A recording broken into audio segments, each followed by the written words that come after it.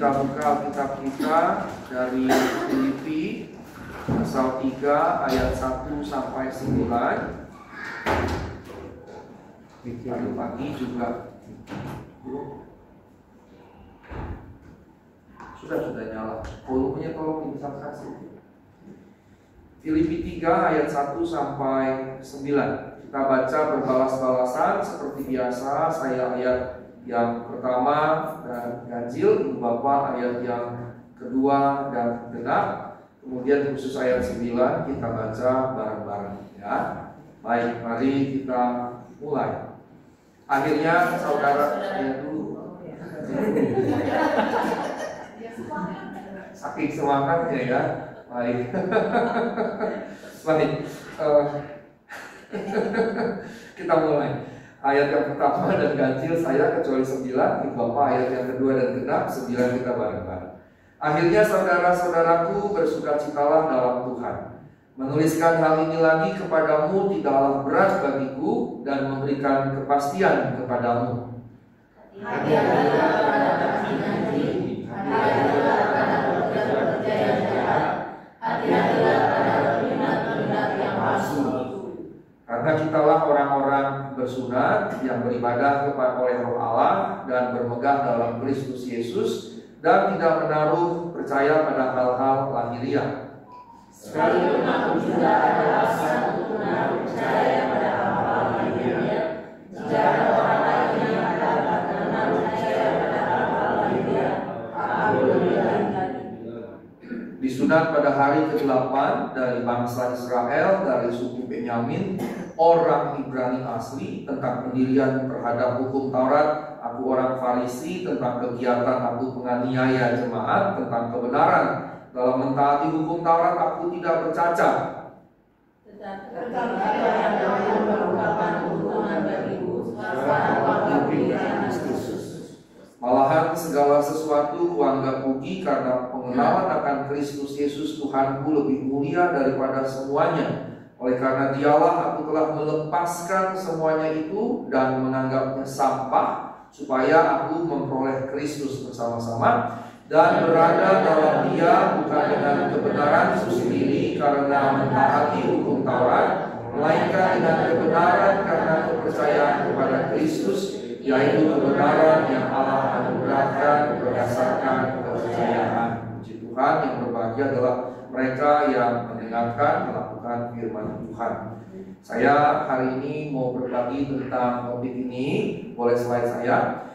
Saya memberikan temanya dari ayat yang ke-8, dahulu keuntungan, sekarang sampah. Dahulu keuntungan, sekarang sampah. Slide kedua, Ibu Bapak yang terkasih, kalau kita bagi dalam beberapa bagian, saya suka sekali kalau baca Alkitab itu bagi-bagi, dia dibagi beberapa, bisa dibagi beberapa. Ini kalau secara ilmu tafsir ini masuk yang disebut dengan analisis teks, dan subbagiannya analisis pragmatis begitu. Jadi kita mengecek bagian-bagiannya gitu ya. Nah, saya membaginya yang pertama itu ayat 1 dan 2. Ini biasanya kita sebutnya prolog begitu ya, atau pembuka. Nah, pembukanya ini peringatan akan guru-guru palsu. Peringatan akan guru-guru palsu. Nanti saya jelaskan sebagian. Ada di ayat 2 terutama. Kemudian di ayat ketiga ini sengaja terpisah karena memang ayat 3 beda sendiri. Dia bicara khusus tentang kepercayaan Kristiani secara ringkas. Nah, baru kemudian 4-6 ini bicara latar belakang Paulus, dan sebetulnya ini menjadi penting untuk menjelaskan yang dia katakan tidak bermegah pada hal-hal yang lahiriah, dan menjadi semacam pemuncak untuk ayat 7-9 yang merupakan reorientasi akibat kepercayaan Kristiani. Nah, kita akan mendalami satu persatu. Slide berikutnya. Ada 3 istilah dalam ayat 2. Ayat 1-nya saya abaikan saja karena menjadi pembuka. Ini ada istilah yang sebetulnya kalau pakai budaya atau pakai nilai zaman sekarang ini nggak tepat gitu ya. Ayat 2 itu kan dikatakan gimana di sini? Hati-hatilah terhadap anjing-anjing gitu ya. Istilah ini kan kalau dalam bahasa Indonesia kalau kita mendengar anjing, kalau itu kan begitu aja udah negatif kan. Kalau itu kan anjing udah negatif gitu. Apalagi kalau anjing sembalik lihat orang gitu. Nah, anjing sembalik lihat orang kita bisa dipukul balik sama orang itu. Tapi pada waktu itu bagaimana? Seperti misalnya jangan memberikan makanan kepada anjing. Percakapan Tuhan dengan perempuan Sirofenisia kan? Percakapan Tuhan, tapi perempuan Sirofenisianya kemudian berkata, tapi anjing makan dari rumah-rumah yang jatuh dari meja tuannya. Nah, banyak yang berkata Tuhan kasar di situ karena menganggap si perempuan Sirofenisia dengan sebutan anjing, dan anjing dianggapnya kasar. Bedanya adalah budaya waktu itu anjing tidak dianggap kasar. Anjing tidak dianggap sebuah hinaan. Dalam konteks kita mungkin karena pengaruh budaya lain begitu ya. Budaya yang lain yang menganggap anjing haram, binatang haram begitu bagi mereka. Kalau bagi kita kan tidak gitu ya. Dan karena faktor pengaruh itu, karena anjing dianggap binatang haram, maka kemudian sebutan itu jadi juga berupa hujatan atau cacian makian. Seperti halnya juga babi, karena itu binatang haram, maka kemudian kalau dibilang babi jadi konotasinya negatif gitu. Kan nggak ada orang pernah memaki kucing lo, kan nggak pernah. Gak ada yang orang memaki kucing lo, jerapah lo, nggak ada gitu. Karena binatang itu tidak disematkan makna tambahan, ya, makna tambahan, makna konotatif yang negatif. Tapi terhadap babi, anjing itu dikenakan kemudian makna tambahan, makna konotatif yang negatif. Karena dua-duanya haram begitu ya. Walaupun bagi kita, bagi orang-orang Kristen, anjing itu di Eropa misalnya bahkan bukan sekedar dikatakan anjing itu sahabat manusia ya, friends of humans gitu. Tapi di Eropa misalnya anjing dianggap sebagai setia. Bahkan dikatakan anjing lebih setia dari manusia. Anak kandung bisa kemudian melawan orang tua kandungnya, tapi anjing tidak akan ada yang pernah menggigit majikannya, tidak akan ada begitu. Anjing tidak akan menggigit majikannya. Bahkan banyak film berkisah tentang majikan yang sudah mati begitu, kemudian anjingnya tetap melakukan rutinitas yang dilakukan sebelumnya dengan majikannya. Ada di Tokyo misalnya, di Jepang gitu ya, rute itu tiap pagi dia ikut dengan majikannya pergi, dia ikut bolak-balik tetap aja melakukannya. Ada satu cerita di Eropa, majikannya meninggal, anjing itu gak mau pergi dari kuburan majikannya.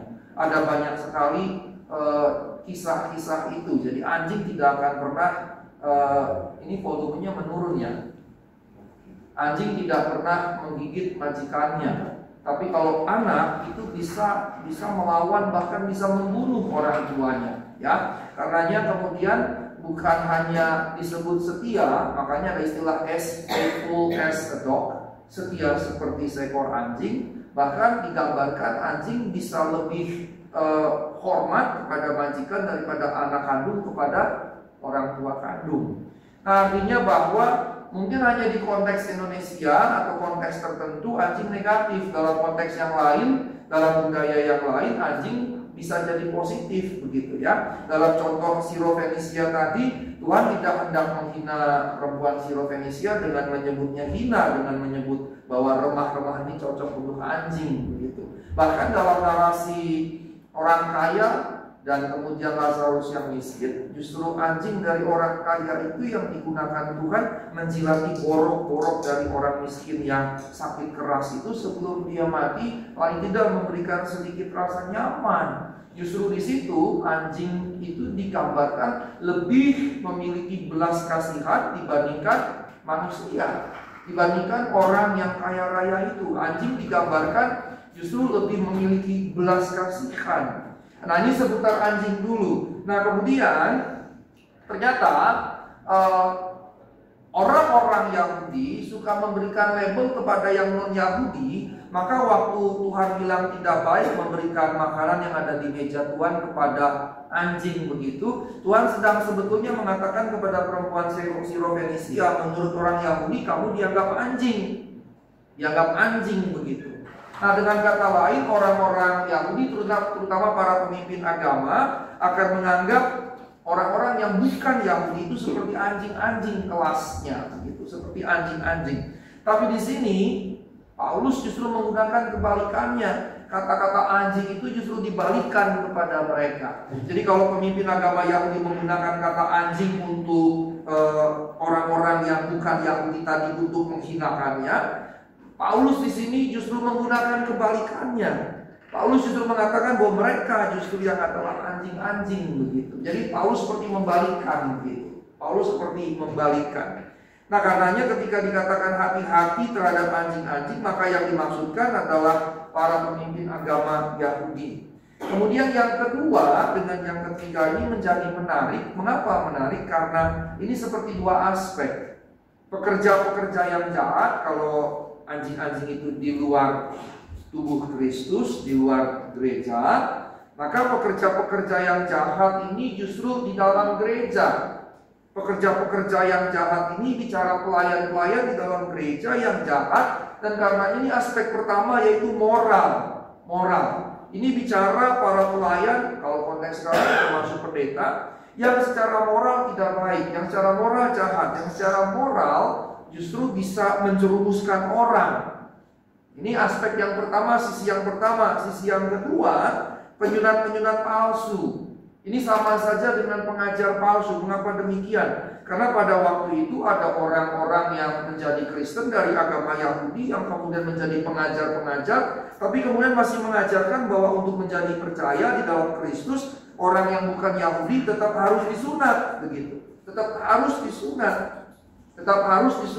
Ada pengajar-pengajar yang seperti itu. Kalau kita baca Kisah Rasul pasal 15, terjadilah konsili sidang gereja pertama di Kisah Rasul pasal 15. Maka sidang itu jelas sekali. Mengapa? Karena isu ini. Ada sebagian yang mengajarkan mau ikut Kristus kalau bukan Yahudi harus disunat juga tetap.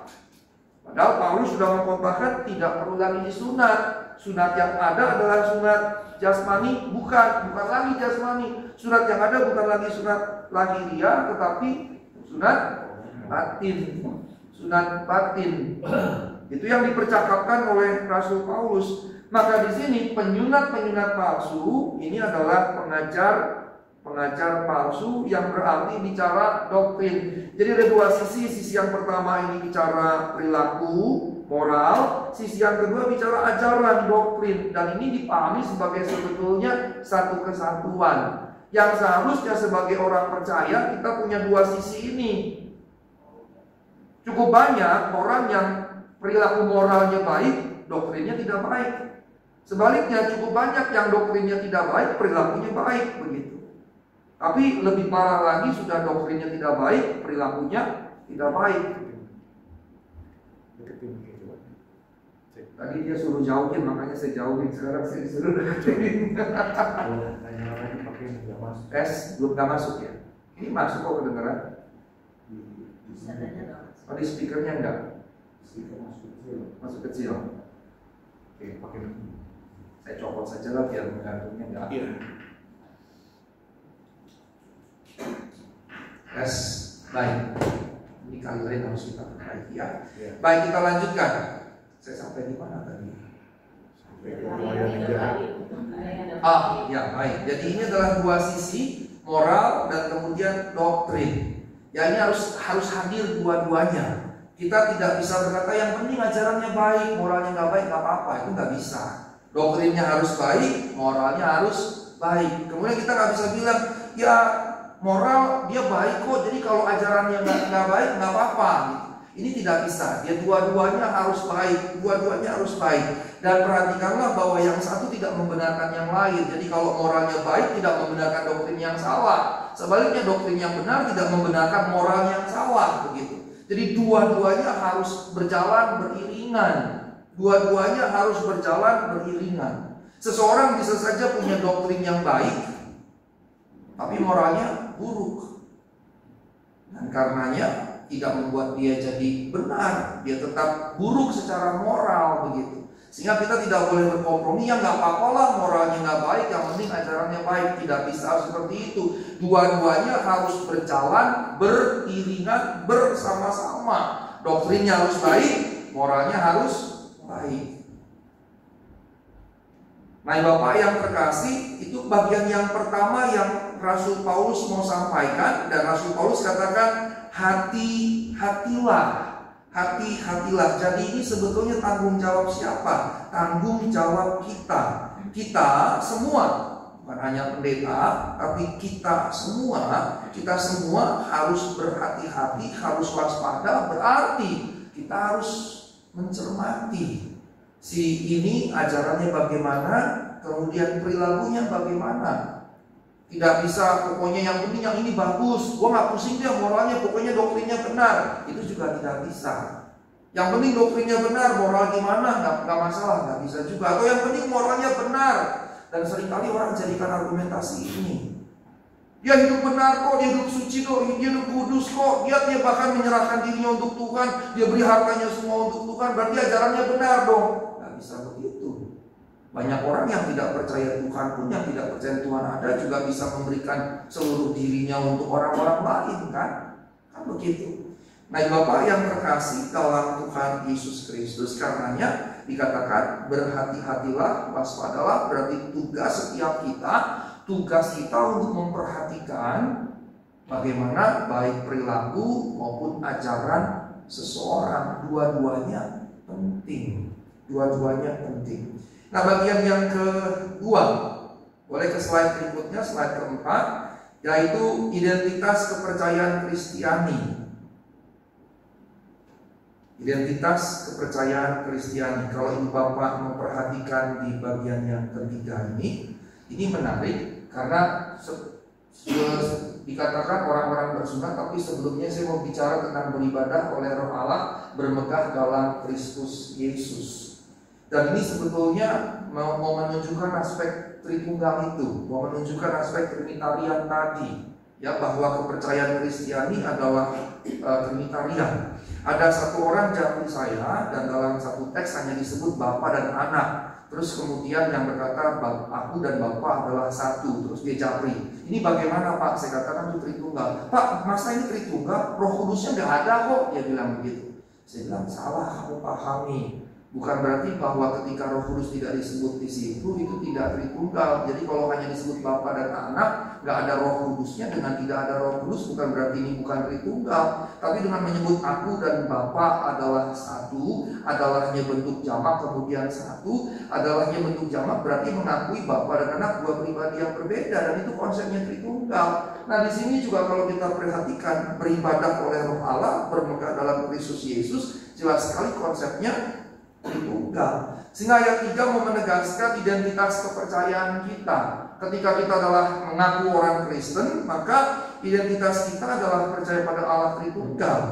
Dan kemudian yang berikutnya, ini ada semacam detail yang menarik, ada 4 pokok menurut Rasul Paulus. Ketika dikatakan kita adalah orang Kristen, secara ringkas sebetulnya harus mencakup hal-hal ini. Pertama, ibadah kita adalah oleh Roh Allah. Ibadah kita adalah oleh Roh Allah dalam pengertian berarti kita dipimpin oleh Roh Allah. Kita dipimpin oleh Roh Allah, bukan oleh berbagai macam hal yang lain. Nah, Ibu Bapak yang terkasih dalam Tuhan Yesus Kristus, beribadah oleh Roh Allah ini menunjukkan bahwa gereja kita, segala karya kita, baik dalam gereja maupun dalam kehidupan pribadi, harus betul-betul dipimpin oleh Roh. Dan karenanya ini menjadi hal bukan hanya doktrinal terkait Tritunggal, tetapi juga berkaitan dengan kehidupan sehari-hari. Yang berikutnya dikatakan bermegah dalam Kristus Yesus. Maka yang berikutnya yang mau disampaikan adalah kebanggaan. Apa kebanggaan kita?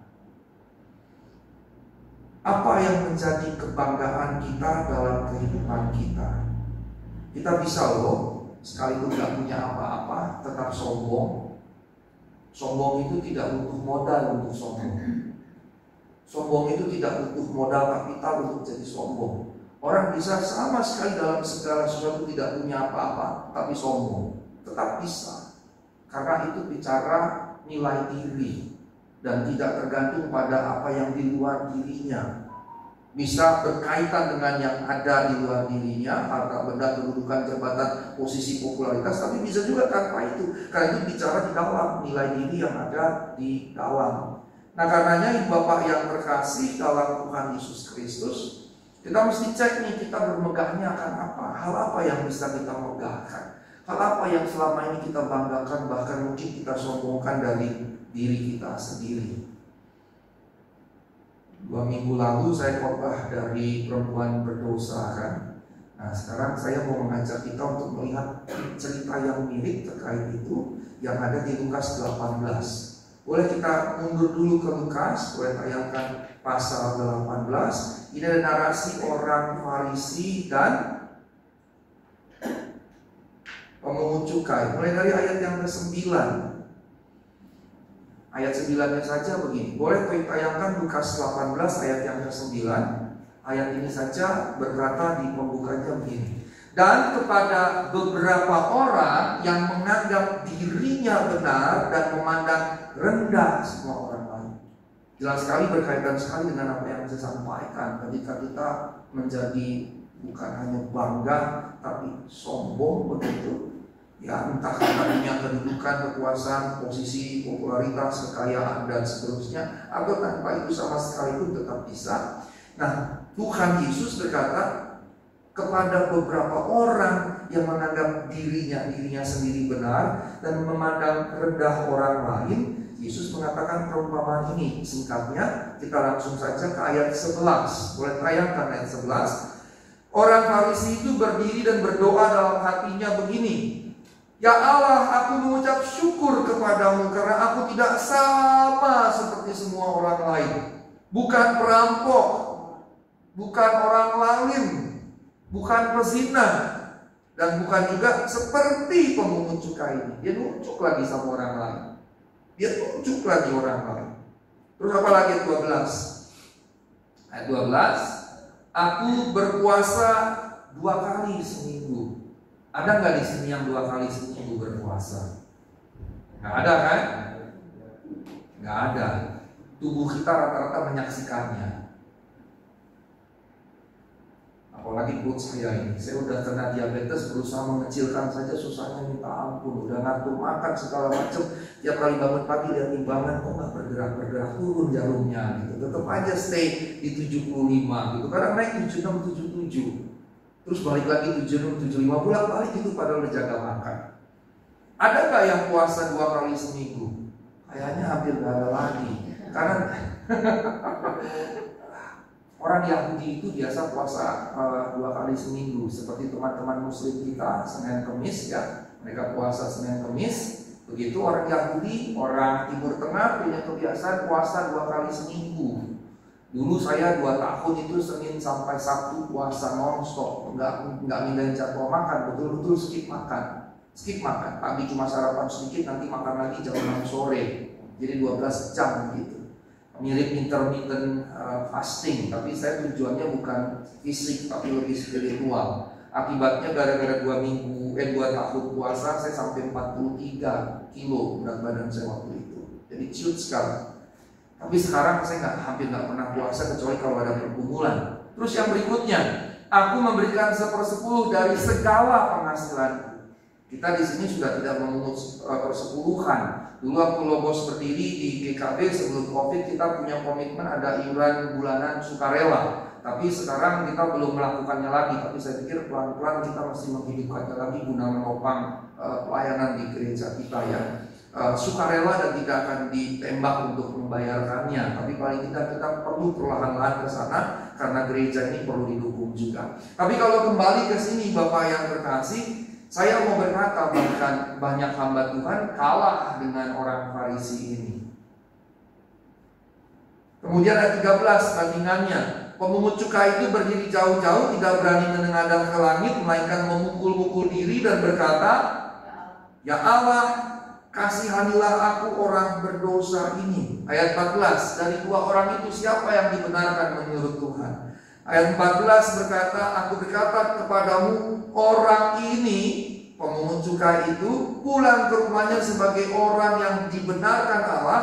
Orang lain itu, pemungut cukai, si Farisi tadi, Tidak.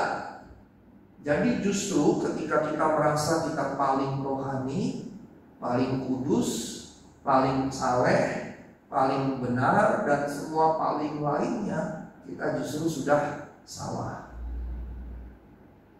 Ini yang sebetulnya kita harus betul-betul pegang baik-baik. Kalau kita mengerti kebenaran, kita nggak akan pernah merasa dirinya paling kudus, paling suci, paling saleh, paling benar, paling tahu segalanya, dan seterusnya.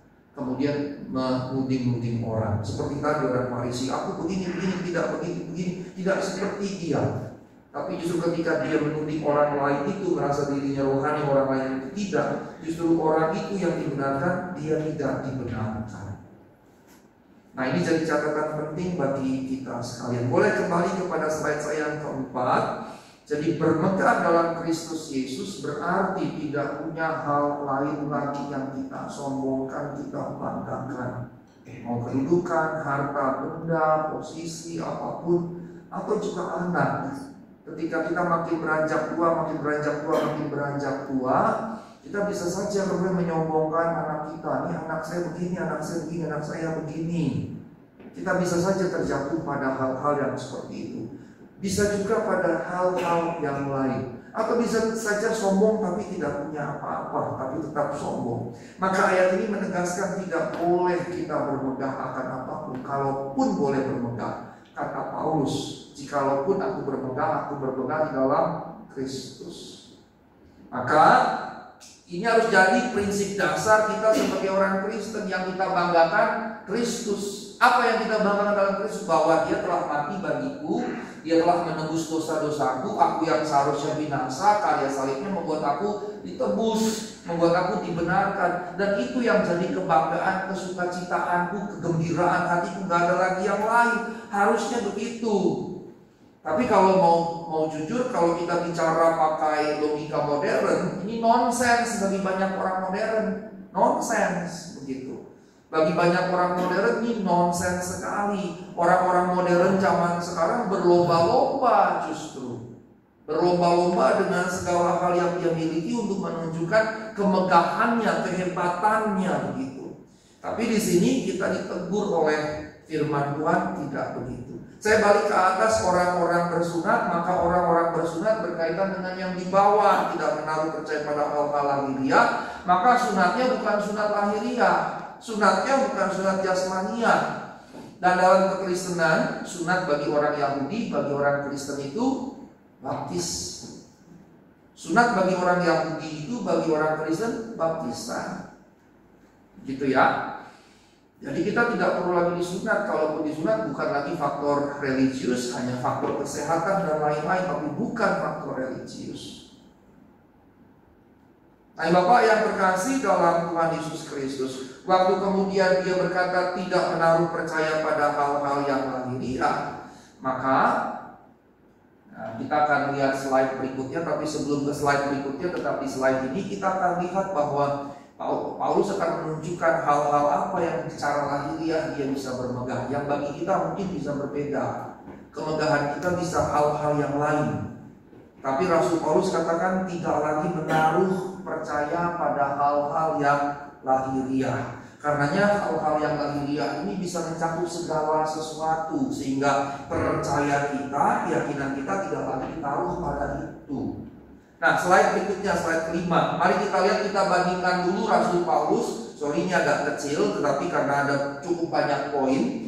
Nah, karena dia orang Yahudi, maka tentunya identitas keyahudiannya yang dia tampilkan dalam konteks agama Yahudi, karena memang dia sedang berbicara dalam konteks orang-orang Kristen dari Yahudi yang menjadi Kristen, begitu ya, itu konteks percakapannya. Maka dia berkata, kalau ada orang yang mau bermegah secara lahiriah, aku bisa bermegah bahkan lebih dibandingkan orang-orang lain.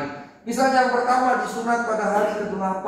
Ini menunjukkan bahwa secara agama dari sejak lahirnya dia sudah menjadi orang Yahudi yang taat. Kita mungkin di tengah jalan baru bertobat, begitu ya. Walaupun saya lahir besar Kristen, tapi pertobatan saya terjadi saya kelas 2 SMA. Artinya dari lahir sampai kelas 2 SMA saya tidak dalam Tuhan begitu ya, secara sungguh-sungguh. Nah, ini mau menunjukkan bahwa dari sejak kecilnya, dari sejak dia lahir, karena disunat di hari ke-8 dan itu memang aturannya, disunat di hari ke-8, dia mau berkata dari sejak kecil aku sudah taat kepada Allah, kepada Yahweh. Nah, kalau kita mengingat kita, mungkin ada saja di antara kita yang di tengah jalan belok dulu, baru setelah disentil Tuhan balik lagi begitu. Ada yang mungkin dari sejak sangat muda sudah belok dulu, terus mau balik, baru balik sedikit, bandel lagi. Terus disentil Tuhan balik lagi, baru mau balik sedikit, bandel lagi. Ada yang bisa sampai berulang-ulang seperti ini begitu. Ya. Karenanya memang orang yang baru bertobat tidak boleh dikasih kepercayaan langsung dalam pelayanan karena berisiko begitu. Dan kita tahu banyak artis yang kemudian mengaku bertobat dan kemudian setelah kesaksian sana sini tahu-tahu balik lagi gitu dalam kehidupan lamanya. Dulu saya mewawancara satu artis, nggak usah disebut namanya ya. Saya wawancara dia, Kristen yang waktu saya wawancara kesaksiannya luar biasa gitu.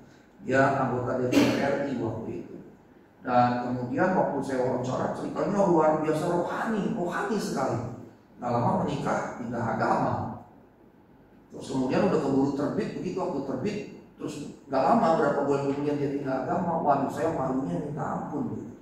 Karena artikel itu di majalah itu ada nama saya sebagai pewawancara, sebagai wartawan. Dan kemudian kami memutuskan mulai saat itu kami tidak lagi mewawancara artis-artis karena dia bisa saja tiba-tiba belok begitu, berbagai macam hal. Nah, Bapak yang terkasih, setiap kita atau orang-orang yang lain bisa saja di tengah jalan kemudian dia belok begitu. Waktu disentil Tuhan balik lagi, nggak lama belok lagi begitu. Dan kadang-kadang saya menemukan orang-orang yang beloknya terlalu banyak dan kasihan kehidupan yang seperti itu. Nah, Paulus mau bilang dari sejak hari ke-8, dari sejak baru lahir, dia sudah masuk kategori taat setia pada aturan Taurat.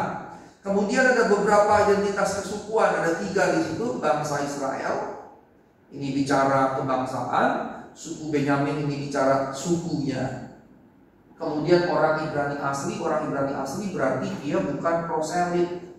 Proselit itu adalah orang yang rasnya bukan Yahudi, kemudian mengikut agama Yahudi. Dia bukan proselit. Maka ketika dikatakan orang Ibrani asli, ini bicara kemurnian ras. Saat itu juga ada orang Samaria. Orang Samaria ini yang kawin campur Yahudi dengan yang lain-lain, dan karenanya dianggap rasnya lebih rendah, kastanya lebih rendah, secara keagamaan juga lebih rendah. Dan Alkitab berkata bahwa orang Yahudi tidak bergaul dengan orang Samaria karena dianggap rendah oleh orang-orang Yahudi. Maka pernyataan bangsa Israel, suku Benyamin, orang Ibrani asli pada waktu itu kan sejauh sebelumnya ya, beberapa abad sebelumnya kan kepecah 2 negara jadinya ya, Israel dan Yehuda begitu. Dan kemudian waktu dia berkata suku Benyamin, berarti dia bicara tentang 2 suku yang tetap bersama dengan kerajaan Yehuda tadi begitu ya.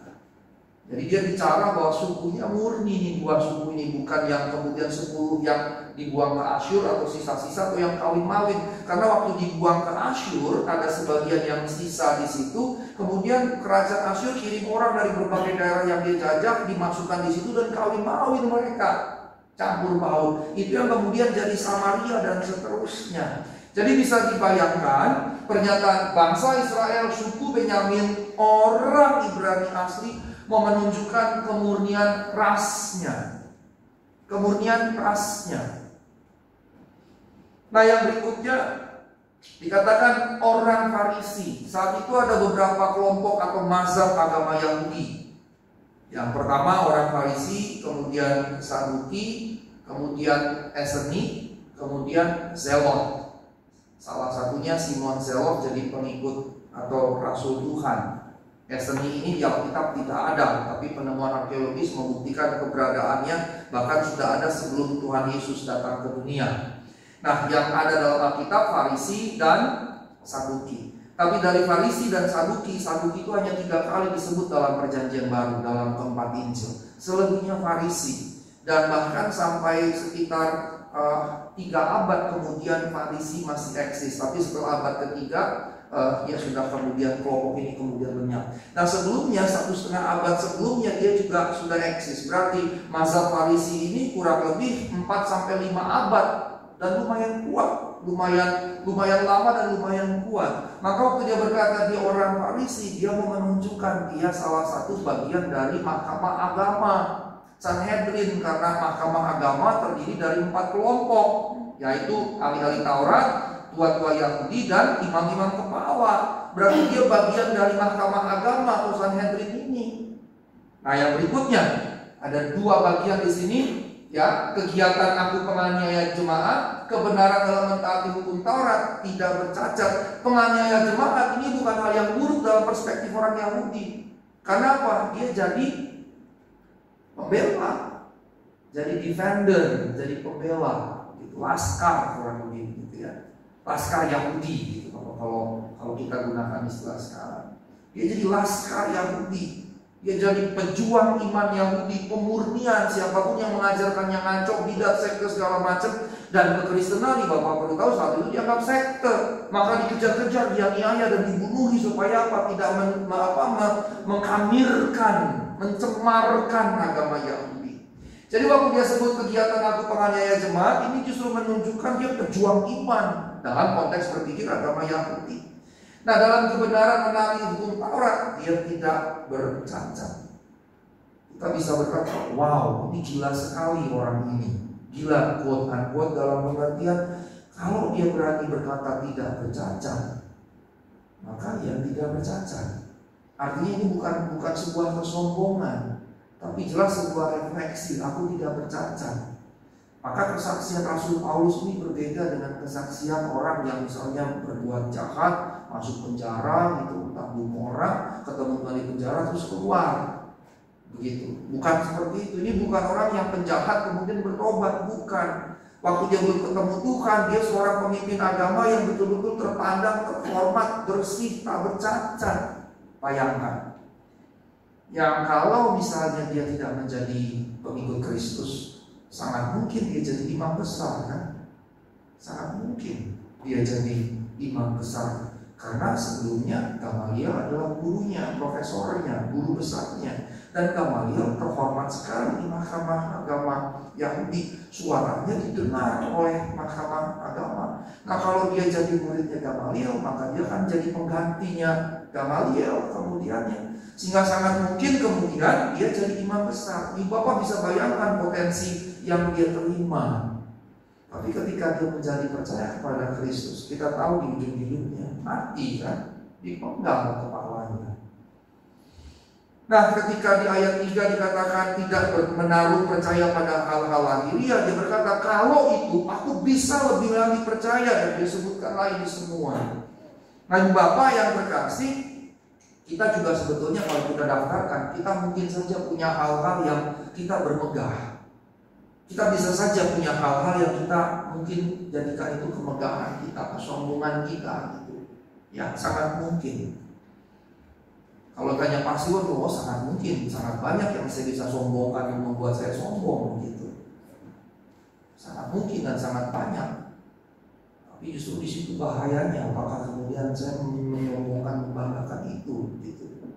Sangat mungkin bisa jadi saya banggakan. Belum bicara misalnya prestasi-prestasi. Kalau Paulus menyebutkan ini, saya juga bisa menyebutkan hal-hal yang bisa saya banggakan gitu. Misalnya Juni ini saya ke India. Saya diminta jadi pembicara dari Dewan Gereja se-Asia untuk 2 seminari teologi di Serampore. Satu lagi saya lupa. Pokoknya ada 2 seminari. Bahkan yang satu itu ortodoksi dia di India. Saya diminta untuk menjadi pembicara bagi calon-calon imam dari gereja ortodoksi dia di seminari teologi ortodoksi dia. Julinya saya ke Taiwan, Taipei. Saya presentasi makalah penelitian saya di Taipei. Kalau misalnya mau membanggakannya, silakan. Nggak apa-apa, it's okay. Mari. Jangan di belakang, di depan saja. Ini nggak apa-apa. Ya baik. It's okay. It's better late than not coming, ya. Lebih baik terlambat daripada tidak datang. Karena Tuhan bilang yang kerja dari pagi sampai sore, kerja dari siang, kerja dari di atas siang, tengah hari, kerja sore-sore, upahnya sama kan? 1 dinar gitu. Jadi tidak masalah. Baik, saya lanjutkan. Bapak yang terkasih, kita mesti cek ada nggak hal-hal yang kita bisa banggakan. Oh, saya pengusaha hebat. Oh, saya kenal ini orang, saya kenal ini orang, saya kenal ini orang. Saya punya jejaring banyak sekali. Misalnya seperti itu. Tapi tadi saya katakan, bisa juga loh kita bermegah sombong sekalipun gak punya apa-apa, sekalipun gak ada, karena itu bicara nilai diri. Dan nilai diri bisa saja tanpa ada hubungan dengan hal-hal yang di luar. Nah, Bapak yang terkasih, karenanya saya masuk pada yang berikutnya. Slide yang terakhir, saya masuk pada bagian yang keempat dari perikop ini, ayat 7 sampai 9. Dan ini saya bagi-bagi, saya pertahankan saja ayatnya, tapi saya berikan highlight dengan bold begitu. Apa yang dahulu merupakan keuntungan bagiku sekarang kuanggap rugi karena Kristus. Dan kemudian diulangi lagi, segala sesuatu kuanggap rugi. Dikatakan bahkan segala sesuatu kuanggap rugi karena pengenalan Kristus Yesus lebih mulia dari semuanya. Terus bagian yang ketiga, melepaskan semua, menganggap sampah supaya memperoleh Kristus. Dan berada dalam Dia bukan karena mentaati Taurat, tapi karena kepercayaan pada Kristus. Dan Bapak perhatikan bahwa ini seperti 4 kali diulangi. 4 kali diulangi oleh Rasul Paulus, yang sebetulnya nggak perlu kan diulang-ulang seperti itu ya. Kalau kita lihat sebetulnya ini nggak perlu diulang. Tapi kalau kita perhatikan bagian yang pertama, Ibu Bapak yang terkasih, bagian yang pertama berkata, apa yang dahulu keuntungan, ya, apa yang dahulu keuntungan, dianggap menguntungkan, apa itu tadi? Itu tadi disunat di hari ke-8, ya, bangsa Israel, suku Benyamin, orang Ibrani asli, Farisi, penganiaya jemaat, tak bercacat. Bayangkan, ini semua nih. Kalau kita macam-macam, kita bisa daftarin macam-macam. Kemudian dia katakan, sekarang kuanggap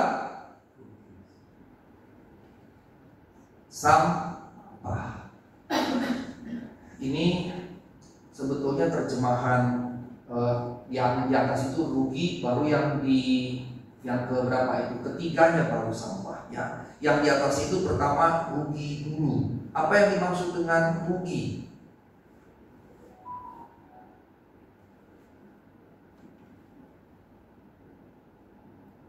Apa yang dimaksud rugi?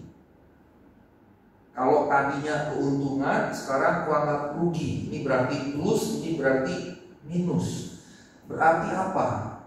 Dia menaruh semua ini bukan lagi sesuatu yang menguntungkan, justru membuat dia rugi. Mengapa? Karena hal-hal ini justru yang membuat dia, menghambat dia di awal untuk mengenal Kristus dengan baik.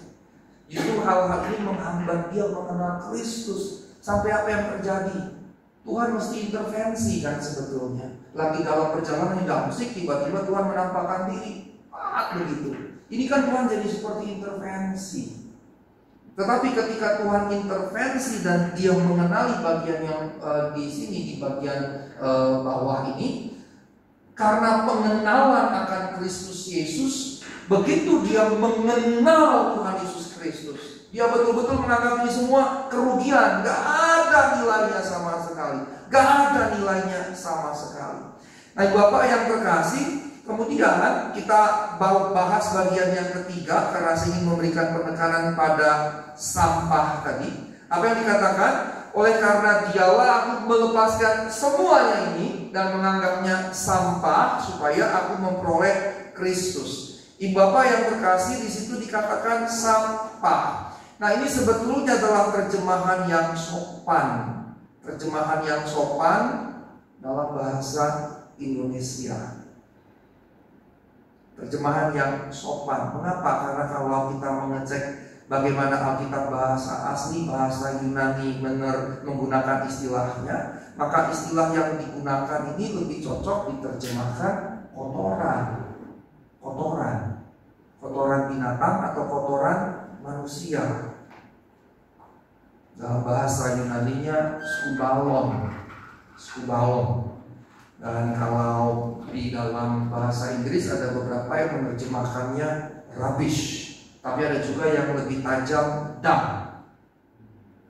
Ya, tapi lebih sebetulnya itu juga agak halus, tapi lebih tepat sebetulnya kotoran. Feces berarti seharusnya lebih tepatnya. Jadi ini yang dibicarakan, ini bukan sampah.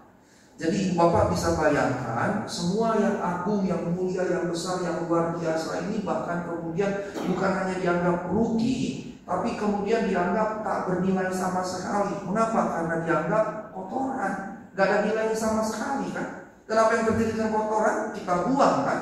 Kenapa yang terjadi dengan kotoran? Kita hindari setelah kita buang atau setelah dibuang oleh binatang-binatang. Tidak ada yang mendekatinya kecuali lalat.